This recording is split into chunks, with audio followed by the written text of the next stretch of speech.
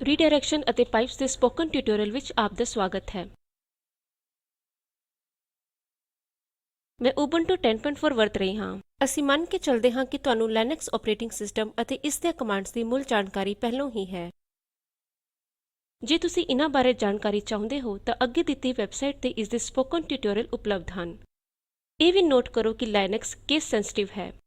ਜੇ ਕਿਤੇ ਜ਼ਿਕਰ ਨਾ ਕੀਤਾ ਹੋਵੇ ਤਾਂ ਇਸ ਟਿਊਟੋਰੀਅਲ ਵਿੱਚ ਵਰਤੀਆਂ ਗਈਆਂ ਸਾਰੀਆਂ ਕਮਾਂਡਸ ਲੋਅਰ ਕੇਸ ਵਿੱਚ ਹਨ। ਲਿਨਕਸ ਵਿੱਚ ਅਸੀਂ ਜ਼ਿਆਦਾਤਰ ਕੰਮ ਟਰਮਿਨਲ ਰਾਹੀਂ ਕਰਦੇ ਹਾਂ। ਕੋਈ ਕਮਾਂਡ ਚਲਾਉਣ ਲਈ ਅਸੀਂ ਆਮ ਤੌਰ ਤੇ ਕੀਬੋਰਡ ਦੀ ਵਰਤੋਂ ਕਰਦੇ ਹਾਂ। ਜਿਵੇਂ ਕਿ ਅਸੀਂ ਡੇਟ ਤੇ ਟਾਈਮ ਦੇਖਣਾ ਹੋਵੇ ਤਾਂ ਕੀਬੋਰਡ ਰਾਹੀਂ ਡੇਟ ਟਾਈਪ ਕਰਕੇ ਐਂਟਰ ਦਬਾਵਾਂਗੇ। ਇਸ ਤਰ੍ਹਾਂ ਅਸੀਂ ਕੀਬੋਰਡ ਰਾਹੀਂ ਇਨਪੁਟ ਦਿੰਦੇ ਹਾਂ। ਇਸੇ ਤਰ੍ਹਾਂ ਅਸੀਂ ਦੇਖ ਸਕਦੇ ਹਾਂ ਕਿ ਸਾਡੀ ਕਮਾਂਡ ਦਾ ਆਉਟਪੁਟ ਵੀ ਟਰਮਿਨਲ ਵਿੰਡੋ ਤੇ ਦਿਖਾਈ ਦਿੰਦਾ ਹੈ। ਜਿਵੇਂ ਕਿ ਕਮਾਂਡ ਚਲਾਉਂਦੇ ਹੋਏ ਕੋਈ ਐਰਰ ਆ ਜਾਏ ਤਾਂ ਉਦਾਹਰਨ ਲਈ ਅਸੀਂ ਕੈਟ ਸਪੇਸ ਏਏਏ ਟਾਈਪ ਕਰਕੇ ਐਂਟਰ ਦਬਾਉਂਦੇ ਹਾਂ। ਕਿਉਂਕਿ ਏਏਏ ਨਾਮ ਦੀ ਕੋਈ ਫਾਈਲ ਮੌਜੂਦ ਨਹੀਂ ਹੈ, ਇਸ ਲਈ ਇੱਕ ਐਰਰ ਦਿਖਾਈ ਦੇਗੀ। ਇਹ ਐਰਰ ਟਰਮਿਨਲ ਵਿੰਡੋ ਵਿੱਚ ਵੀ ਆਉਂਦੀ ਹੈ। ਅਸੀਂ ਵੇਖ ਸਕਦੇ ਹਾਂ ਕਿ ਐਰਰ ਦੀ ਜਾਣਕਾਰੀ ਟਰਮਿਨਲ ਵਿੱਚ ਵੀ ਮਿਲਦੀ ਹੈ। ਇਸ ਤਰ੍ਹਾਂ ਇਨਪੁਟ, ਆਉਟਪੁਟ ਅਤੇ ਐਰਰ ਦੀ ਜਾਣਕਾਰੀ ਕਮਾਂਡਾਂ ਨਾਲ ਜੁੜੇ ਹੋਏ ਤਿੰਨ ਖਾਸ ਕਾਰਜ ਹਨ। ਰੀਡਾਇਰੈਕਸ਼ਨ ਬਾਰੇ ਸਿੱਖਣ ਤੋਂ ਪਹਿਲਾਂ ਸਾਨੂੰ ਦੋ ਪ੍ਰਮੁੱਖ ਧਾਰਨਾਵਾਂ ਬਾਰੇ ਜਾਣਨਾ ਪਵੇਗਾ, ਜੋ ਹਨ ਸਟ੍ਰੀਮ ਅਤੇ ਫਾਈਲ ਡਿਸਕ੍ਰਿਪਟਰ। ਲਿਨਕਸ ਦਾ ਸ਼ੈਲ ਪ੍ਰੋਗਰਾਮ ਬੈਸ਼ ਇਨਪੁਟ ਜਾਂ ਆਉਟਪੁਟ ਵਿੱਚ ਕਰੈਕਟਰਸ ਦਾ ਸੀਕੁਐਂਸ ਸਟ੍ਰੀਮ ਦੇ ਰੂਪ ਵਿੱਚ ਆਦਾਨ ਪ੍ਰਦਾਨ ਕਰਦਾ ਹੈ। ਹਰ ਕਰੈਕਟਰ ਆਪਣੇ ਤੋਂ ਪਹਿਲਾਂ ਅਤੇ ਬਾਅਦ ਵਾਲੇ ਕਰੈਕਟਰ ਤੋਂ ਵੱਖ ਹੁੰਦਾ ਹੈ। ਸਟ੍ਰੀਮਸ ਨੂੰ ਫਾਈਲ ਆਈਓ ਟੈਕਨੀਕਸ ਰਾਹੀਂ ਵਰਤਿਆ ਜਾਂਦਾ ਹੈ। ਇਸ ਨਾਲ ਕੋਈ ਫਰਕ ਨਹੀਂ ਪੈਂਦਾ ਕਿ ਕਰੈਕਟਰਸ ਦੀ ਵਾਸਤਵਿਕ ਸਟ੍ਰੀਮ ਫਾਈਲ, ਕੀਬੋਰਡ ਜਾਂ ਵਿੰਡੋ ਰਾਹੀਂ ਆਉਂਦੀ ਜਾਂ ਜਾਂਦੀ ਹੈ। ਲਿਨਕਸ ਵਿੱਚ ਕਿਸੇ ਪ੍ਰੋਸੈਸ ਦੀ ਹਰ ਖੁੱਲੀ ਫਾਈਲ ਇੱਕ ਇੰਟੀਜਰ ਨੰਬਰ ਨਾਲ ਜੁੜੀ ਹੁੰਦੀ ਹੈ। ਇਹ ਇੰਟੀਜਰ ਅੰਕੜੇ ਫਾਈਲ ਡਿਸਕ੍ਰਿਪਟਰਸ ਕਹਾਉਂਦੇ ਹਨ।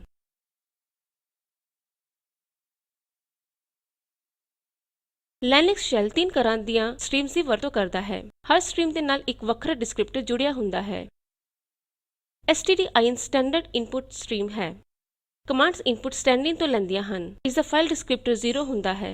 stdout ਇੱਕ ਸਟੈਂਡਰਡ ਆਉਟਪੁਟ ਸਟ੍ਰੀਮ ਹੈ। ਇਹ ਕਮਾਂਡ ਦੀ ਆਉਟਪੁਟ ਦਰਸਾਉਂਦੀ ਹੈ। ਇਸ ਦਾ ਫਾਈਲ ਡਿਸਕ੍ਰਿਪਟਰ 1 ਹੁੰਦਾ ਹੈ। stdr ਸਟੈਂਡਰਡ ਐਰਰ ਸਟ੍ਰੀਮ ਹੈ। ਇਹ ਐਰਰ ਆਉਟਪੁਟ ਦਿਖਾਉਂਦੀ ਹੈ। ਇਸ ਦਾ ਫਾਈਲ ਡਿਸਕ੍ਰਿਪਟਰ 3 ਹੁੰਦਾ ਹੈ। ਇਨਪੁਟ ਸਟ੍ਰੀਮਸ ਪ੍ਰੋਗਰਾਮਸ ਨੂੰ ਇਨਪੁਟ ਦਿੰਦੀ ਹੈ। ਡਿਫਾਲਟ ਸੈਟਿੰਗ ਵਿੱਚ ਇਨਪੁਟ ਸਟ੍ਰੀਮ ਕੀਬੋਰਡ ਤੋਂ ਆਉਂਦੀ ਹੈ।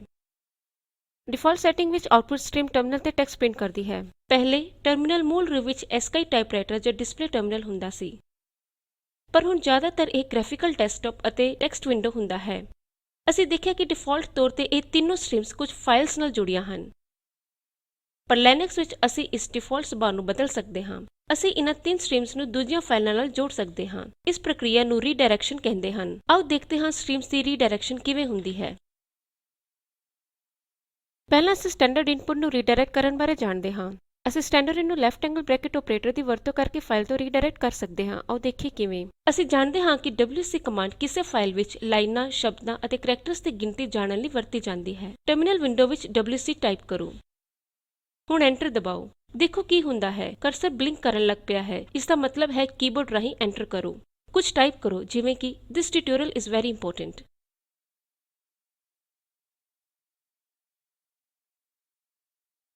ਹੁਣ ਐਂਟਰ ਦਬਾਓ। ਹੁਣ Ctrl+D ਕੀਜ਼ ਇਕੱਠੀਆਂ ਦਬਾਓ। ਹੁਣ ਕਮਾਂਡ ਸਾਡੇ ਵੱਲੋਂ ਲਿਖੀ ਲਾਈਨ ਤੇ ਕੰਮ ਕਰੇਗੀ। ਕਮਾਂਡ ਟਰਮਿਨਲ ਤੇ ਆਉਟਪੁਟ ਦੇਵੇਗੀ। ਇੱਥੇ wc ਕਮਾਂਡ ਤੋਂ ਬਾਅਦ ਕੋਈ ਫਾਈਲ ਨਹੀਂ ਦਿੱਤੀ ਗਈ ਸੀ। ਇਸ ਲਈ ਇਹ ਕਮਾਂਡ ਸਟੈਂਡਰਡ ਇਨਪੁਟ ਸਟ੍ਰੀਮ ਤੋਂ ਹੀ ਇਨਪੁਟ ਲੈਂਦੀ ਹੈ। ਕਿਉਂਕਿ ਸਟੈਂਡਰਡ ਇਨਪੁਟ ਸਟ੍ਰੀਮ ਮੁੱਢਲੇ ਰੂਪ ਵਿੱਚ ਕੀਬੋਰਡ ਨਾਲ ਜੁੜੀ ਹੋਈ ਹੈ, ਇਸ ਲਈ wc ਕੀਬੋਰਡ ਤੋਂ ਇਨਪੁਟ ਲਵੇਗੀ। ਜੇ ਅਸੀਂ ਲਿਖੀਏ wc space left angle bracket test1.txt ਤਾਂ wc ਕਮਾਂਡ tst1.txt ਫਾਈਲ ਵਿਚਲੀਆਂ ਲਾਈਨਾਂ, ਸ਼ਬਦਾਂ ਅਤੇ ਕਰੈਕਟਰਾਂ ਦੀ ਗਿਣਤੀ ਦੱਸੇਗੀ। ਹੁਣ ਟਾਈਪ ਕਰੋ wc ਸਪੇਸ test1.txt। ਦੋਵਾਂ ਦਾ ਨਤੀਜਾ ਇੱਕੋ ਹੈ। ਫਿਰ ਦੋਵਾਂ ਵਿੱਚ ਕੀ ਫਰਕ ਹੈ? ਜਦੋਂ ਅਸੀਂ ਲਿਖਦੇ ਹਾਂ wc space left angle bracket test1.txt ਤਾਂ ਕਮਾਂਡ test1.txt ਫਾਈਲ ਨੂੰ ਖੋਲ੍ਹਦੀ ਹੈ ਤੇ ਇਸ ਨੂੰ ਪੜ੍ਹਦੀ ਹੈ। ਪਰ ਜਦੋਂ ਅਸੀਂ ਲਿਖਦੇ ਹਾਂ wc ਸਪੇਸ test1.txt ਤਾਂ wc ਨੂੰ ਕੋਈ ਫਾਈਲ ਖੋਲ੍ਹਣ ਲਈ ਨਹੀਂ ਮਿਲਦੀ। ਇਸ ਦੇ ਬਜਾਏ ਇਹ ਸਟੈਂਡਿਨ ਤੋਂ ਇਨਪੁਟ ਲੈਂਦੀ ਹੈ। ਹੁਣ ਅਸੀਂ ਸਟੈਂਡਰਡਿਨ ਨੂੰ ਫਾਈਲ ਵੱਲ ਭੇਜ ਦਿੱਤਾ ਹੈ। ਇਸ ਲਈ ਕਮਾਂਡ ਟੈਸਟ1 ਵਿੱਚੋਂ ਪੜ੍ਹਦੀ ਹੈ।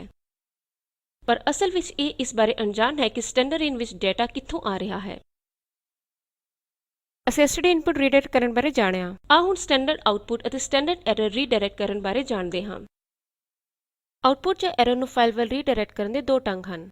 ਮੰਨ ਲਓ ਕਿ n ਇੱਕ ਫਾਈਲ ਡਿਸਕ੍ਰਿਪਟਰ ਹੈ। n single right angle bracket file descriptor n ਤੋਂ ਫਾਈਲ ਵੱਲ ਆਉਟਪੁਟ ਰੀਡਾਇਰੈਕਟ ਕਰਦੀ ਹੈ। ਤੁਹਾਡੇ ਕੋਲ ਫਾਈਲ ਵਿੱਚ ਲਿਖਣ ਲਈ ਰਾਈਟ ਅਥਾਰਟੀ ਹੋਣੀ ਚਾਹੀਦੀ ਹੈ। ਜੇ ਫਾਈਲ ਮੌਜੂਦ ਨਹੀਂ ਹੋਵੇਗੀ ਤਾਂ ਇਹ ਬਣ ਜਾਵੇਗੀ। ਜੇ ਇਹ ਪਹਿਲਾਂ ਹੀ ਮੌਜੂਦ ਹੋਵੇ ਤਾਂ ਇਸ ਦਾ ਕੰਟੈਂਟ ਬਿਨਾਂ ਕਿਸੇ ਚੇਤਾਵਨੀ ਦੇ ਮਿਟ ਜਾਵੇਗਾ। n double right angle bracket ਵੀ ਫਾਈਲ ਡਿਸਕ੍ਰਿਪਟਰ ਨੂੰ ਫਾਈਲ ਵੱਲ ਰੀਡਾਇਰੈਕਟ ਕਰਦੀ ਹੈ। ਇਸ ਲਈ ਵੀ ਤੁਹਾਡੇ ਕੋਲ ਫਾਈਲ ਲਈ ਰਾਈਟ ਅਥਾਰਟੀ ਹੋਣੀ ਚਾਹੀਦੀ ਹੈ। ਜੇ ਫਾਈਲ ਨਹੀਂ ਹੋਵੇਗੀ ਤਾਂ ਬਣ ਜਾਏਗੀ। ਜੇ ਇਹ ਮੌਜੂਦ ਹੋਵੇਗੀ ਤਾਂ ਆਉਟਪੁਟ ਮੌਜੂਦਾ ਫਾਈਲ ਦੇ ਅੰਤ ਵਿੱਚ ਜੁੜ ਜਾਵੇਗੀ। n single right hand bracket ਜਾਂ n double right hand bracket ਵਿੱਚ n ਫਾਈਲ ਡਿਸਕ੍ਰਿਪਟਰ ਦੀ ਨਿਸ਼ਾਨੀ ਹੈ।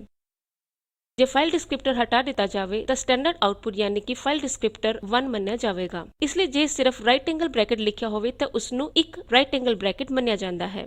ਐਰਰ ਸਟ੍ਰੀਮ ਨੂੰ ਰੀਡਾਇਰੈਕਟ ਕਰਨ ਲਈ ਸਾਨੂੰ ਦੋ ਰਾਈਟ ਐਂਗਲ ਬ੍ਰੈਕਟ ਜਾਂ ਦੋ ਡਬਲ ਰਾਈਟ ਐਂਗਲ ਬ੍ਰੈਕਟ ਵਰਤਣੀ ਪਵੇਗੀ।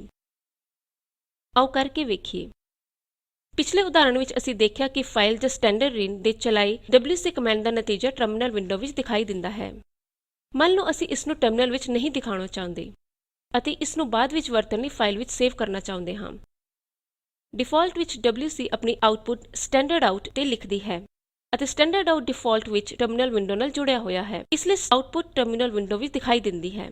ਪਰ ਜੇ ਅਸੀਂ ਸਟੈਂਡਰਡ ਆਊਟ ਨੂੰ ਇੱਕ ਫਾਈਲ ਵੱਲ ਰੀਡਾਇਰੈਕਟ ਕਰ ਦਈਏ ਤਾਂ wc ਕਮਾਂਡ ਦਾ ਆਉਟਪੁਟ ਉਸ ਫਾਈਲ ਵਿੱਚ ਲਿਖਿਆ ਜਾਵੇਗਾ।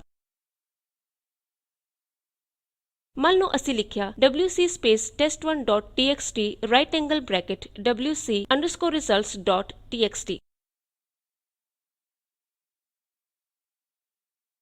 ਐਂਟਰ ਦਬਾਓ। ਇਹ ਦੇਖਣ ਲਈ ਕਿ ਜੋ ਅਸੀਂ ਚਾਹੁੰਦੇ ਹਾਂ ਉਹ ਸੱਚਮੁੱਚ ਹੋਇਆ ਹੈ, ਅਸੀਂ wc ਅੰਡਰਸਕੋਰ results.txt ਫਾਈਲ ਦਾ ਕੰਟੈਂਟ cat ਕਮਾਂਡ ਨਾਲ ਦੇਖ ਸਕਦੇ ਹਾਂ। ਹਾਂ, ਇਹ ਹੋ ਗਿਆ ਹੈ। ਮੰਨ ਲਓ ਸਾਡੇ ਕੋਲ ਉਸੇ ਡਾਇਰੈਕਟਰੀ ਵਿੱਚ test2 ਨਾਂ ਦੀ ਇੱਕ ਹੋਰ ਫਾਈਲ ਹੈ। ਹੁਣ ਅਸੀਂ test2 ਫਾਈਲ ਨਾਲ ਕਮਾਂਡ ਦੁਬਾਰਾ ਚਲਾਉਂਦੇ ਹਾਂ। ਟਾਈਪ ਕਰੋ wc space test2.txt right angle bracket wc underscore result.txt। ਇਸ ਤਰ੍ਹਾਂ ਫਾਈਲ wc results ਦੇ ਕੰਟੈਂਟ ਦੀ ਥਾਂ ਨਵਾਂ ਕੰਟੈਂਟ ਲਿਖਿਆ ਜਾਵੇਗਾ। ਚਲੋ ਇਹ ਵੀ ਦੇਖੀਏ।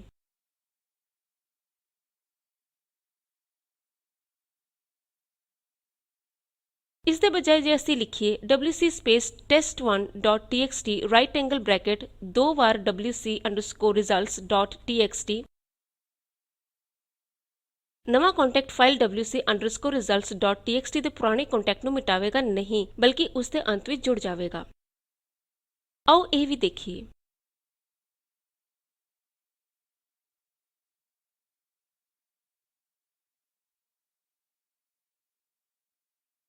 ਸਟੈਂਡਰਡ ਐਰਰ ਵੀ ਇਸੇ ਤਰ੍ਹਾਂ ਰੀਡਾਇਰੈਕਟ ਹੁੰਦੀ ਹੈ।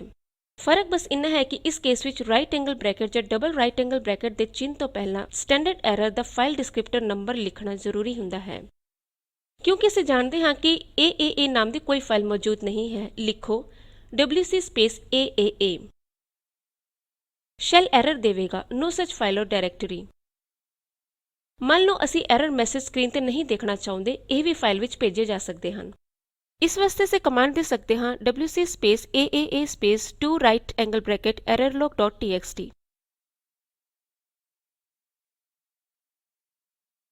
ਹੁਣ ਐਰਰ ਟਰਮਿਨਲ ਤੇ ਨਹੀਂ ਦਿਖੇਗੀ, ਬਲਕਿ ਫਾਈਲ errorlog.txt ਵਿੱਚ ਲਿਖੀ ਜਾਵੇਗੀ। ਆਓ ਕਮਾਂਡ ਰਾਹੀਂ ਦੇਖੀਏ cat space errorlog space txt।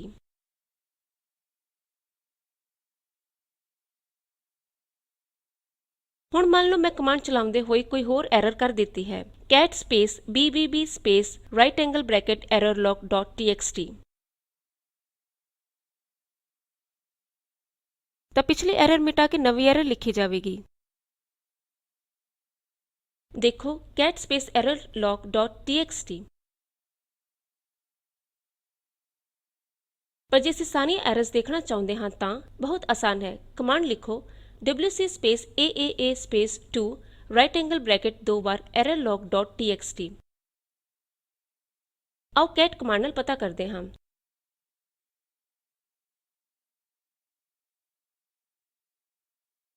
ਅਸੀਂ ਦੇਖਿਆ ਤਿੰਨ ਸਟ੍ਰੀਮਸ ਸਟੈਂਡਰਡ ਆਊਟ, ਸਟੈਂਡਰਡ ਇਨ ਅਤੇ ਸਟੈਂਡਰਡ ਐਰਰ ਨੂੰ ਕਿਸ ਤਰ੍ਹਾਂ ਰੀਡਾਇਰੈਕਟ ਤੇ ਜੋੜ-ਤੋੜ ਕੀਤਾ ਜਾਂਦਾ ਹੈ। ਪਰ ਰੀਡਾਇਰੈਕਸ਼ਨ ਦੇ ਸਿਧਾਂਤ ਦੀ ਅਸਲੀ ਤਾਕਤ ਇਸ ਵਿੱਚ ਹੈ ਕਿ ਅਸੀਂ ਵੱਖ-ਵੱਖ ਸਟ੍ਰੀਮਸ ਨੂੰ ਆਪਸ ਵਿੱਚ ਜੋੜ ਸਕਦੇ ਹਾਂ। ਇਹ ਪ੍ਰਕਿਰਿਆ ਪਾਈਪਲਾਈਨਿੰਗ ਕਹਿਲਾਉਂਦੀ ਹੈ। ਪਾਈਪਸ ਕਮਾਂਡਸ ਦੀਆਂ ਕੜੀਆਂ ਬਣਾਉਣ ਵਿੱਚ ਵਰਤੀਆਂ ਜਾਂਦੀਆਂ ਹਨ। ਪਾਈਪ ਇੱਕ ਕਮਾਂਡ ਦੀ ਆਉਟਪੁੱਟ ਦੀ ਕੜੀ ਅਗਲੀ ਕਮਾਂਡ ਦੀ ਇਨਪੁੱਟ ਨਾਲ ਜੋੜਦੀ ਹੈ। ਇਹ ਇਸ ਤਰ੍ਹਾਂ ਦਿਖਾਈ ਦਿੰਦੀ ਹੈ। Command vertical bar command hyphen option vertical bar command hyphen option vertical bar command.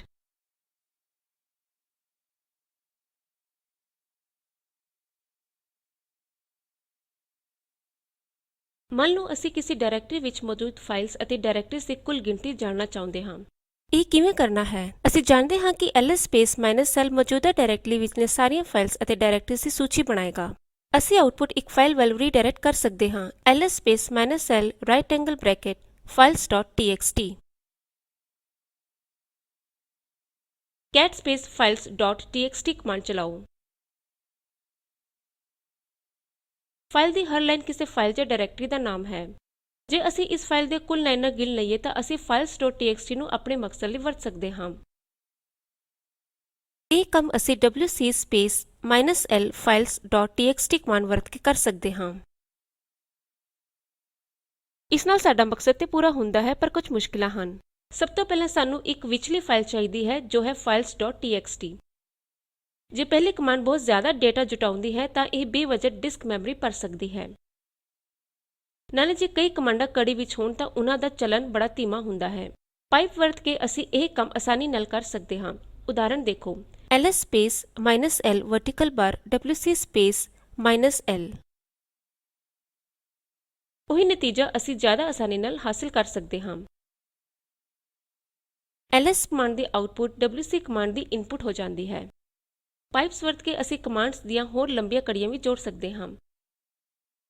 ਬਹੁਗਿਣਤੀ ਸਫ਼ਿਆਂ ਦੀ ਫਾਈਲ ਨੂੰ ਪੜ੍ਹਨ ਲਈ ਆਮ ਤੌਰ ਤੇ ਪਾਈਪਸ ਨੂੰ ਵਰਤੀਆਂ ਜਾਂਦੀਆਂ ਹਨ। ਲਿਖੋ cd ਸਪੇਸ /user/bin। ਹੁਣ ਅਸੀਂ bin ਡਾਇਰੈਕਟਰੀ ਵਿੱਚ ਹਾਂ। ਹੁਣ ls -l ਚਲਾਓ।